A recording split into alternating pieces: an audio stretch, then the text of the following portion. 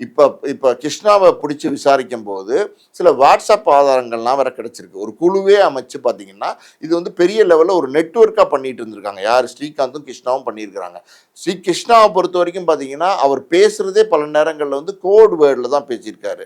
அதாவது வந்து அவருடைய அண்ணன், அதாவது விஷ்ணுவர்தன் பார்த்தீங்கன்னா, பில்லா அஜித்த வச்சு ஒரு படம் எடுத்தாரு. அவருடைய கோட் வேர்ட்லலாம் பார்த்தீங்கன்னா, பில் அப்படிங்கிற வார்த்தையெல்லாம் அதிகமா பயன்படுத்தியிருக்காரு. ஸோ போலீஸ் வந்து கிருஷ்ணாவை கைது பண்றதுக்கு முன்னாடி கிருஷ்ணா தலைமறைவாயிட்டார். ஸ்ரீகாந்த் கைதாயிட்டார்னு தெரிஞ்சோடனே கிருஷ்ணா வந்து ஒரு ஒரு ஸ்டேஜுக்கு மேல இனிமே தலைமறைவா இருக்க முடியாது.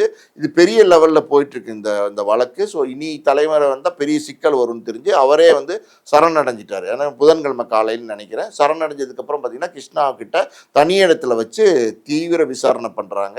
இப்போ கிருஷ்ணாவுடைய செல்போன்ல பல ஆதாரங்களை வந்து கிருஷ்ணா அழிச்சிருக்கிறார். பல பேசின தகவல்கள் இருந்து வாட்ஸ்அப் தகவல்கள் எல்லாமே அழிச்சிருக்காரு. போலீஸ் வந்து இப்போ நிறைய டெக்னாலஜி எல்லாம் அட்வான்ஸ் ஆயிருச்சு.